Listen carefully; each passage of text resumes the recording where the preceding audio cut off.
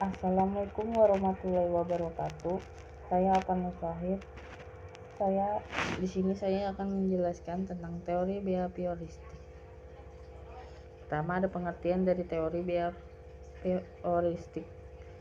Teori belajar behavioristik adalah teori belajar yang menempatkan perubahan perilaku peserta didik sebagai hasil proses pembelajaran. Terjadinya perubahan menurut P.F. Skinner, teori belajar behaviorisme adalah hubungan antara stimulus dengan respon yang ditunjukkan individu atau subjek terjadi melalui interaksi dengan lingkungannya. Teori ini menekankan bahwa tingkah laku yang ditunjukkan seseorang merupakan akibat dari interaksi antara stimulus dengan respon. Teori ini berkembang dan cenderung mengikuti aliran psikologi belajar, lantas menjadi dasar pengembangan teori pendidikan dan pembelajaran saat ini. Ciri dari implementasi sukses teori belajar behavioristik ini adalah perubahan perilaku yang ditunjukkan seseorang setelah mengalami kejadian di masa lampau. Seseorang dinyatakan belajar jika telah merespon suatu kejadian dan menjadikannya pembelajaran untuk tidak menggunakan respon yang sama di masa depan. Nah, gunanya itu untuk menghindari akibat yang pernah dialaminya. Tingkah laku diakibatkan oleh adanya interaksi antara stimulus dengan respon. Teori belajar ini berorientasi pada perilaku yang lebih baik. Nah, selanjutnya penjelasan tokoh B.F. Skinner. Guru Frederick Skinner atau yang disebut B.F. Skinner pada tahun 1904 sampai 1990. Skinner merupakan tokoh behavioristik yang paling banyak diperbincangkan dibandingkan dengan tokoh lainnya. Penyebabnya adalah bahwa konsep-konsep yang dikemukakan oleh Skinner tentang belajar mampu mengungguli konsep-konsep lain yang dikemukakan oleh para tokoh sebelumnya.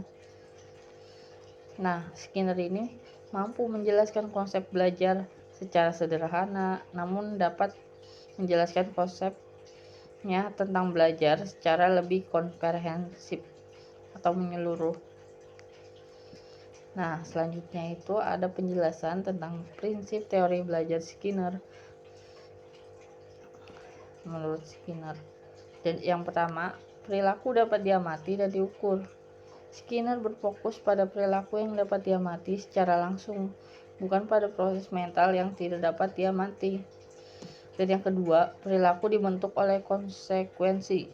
Skinner percaya bahwa perilaku manusia dan hewan dibentuk dan konsekuensi yang mengikuti perilaku tersebut, baik berupa penguatan atau reinforcement maupun hukuman atau punishment. Dan yang ketiga, penguatan positif dan negatif. Penguatan positif adalah pemberian stimulus yang menyenangkan setelah perilaku muncul, sehingga perilaku tersebut cenderung diulang. Dan yang selanjutnya, penguatan negatif. Apa itu penguatan negatif? Penguatan negatif adalah penghilangan stimulus yang tidak menyenangkan setelah perilaku muncul, juga mendorong perilaku tersebut diulang. Dan selanjutnya ada yang keempat, pembiasaan atau conditioning. Skinner meyakini bahwa perilaku dapat dibentuk melalui pembiasaan, baik pembiasaan klasik atau classical conditioning maupun pembiasaan operan atau operant conditioning. Yang kelima, yaitu analisis fungsional. Skinner menekankan pentingnya menganalisis fungsi dan perilaku, yaitu mengidentifikasi stimulus dan konsekuensi yang mempengaruhi munculnya perilaku tersebut.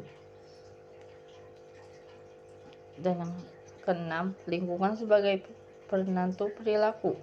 Skinner percaya bahwa lingkungan bukan faktor internal individu yang paling menentukan perilaku manusia dan hewan.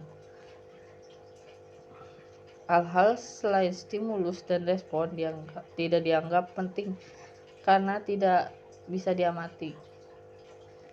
Dan yang terakhir, adanya penguatan atau reinforcement, yaitu hal-hal yang memperkuat respon. Penguatan bisa berupa penguatan positif dan negatif. Nah, kita masuk pembahasan yang terakhir, yaitu ciri-ciri teori belajar behavioristik menurut Skinner. Ada 5. Yang pertama, mengutamakan pengaruh lingkungan. Dan yang kedua, hasil belajar pembelajaran fokus pada terbentuknya perilaku yang diinginkan. Dan yang ketiga, mementingkan pembentukan reaksi atau respon. Yang keempat, bersifat mekanistik atau dilakukan dengan mekanis tertentu, misalnya meminta maaf.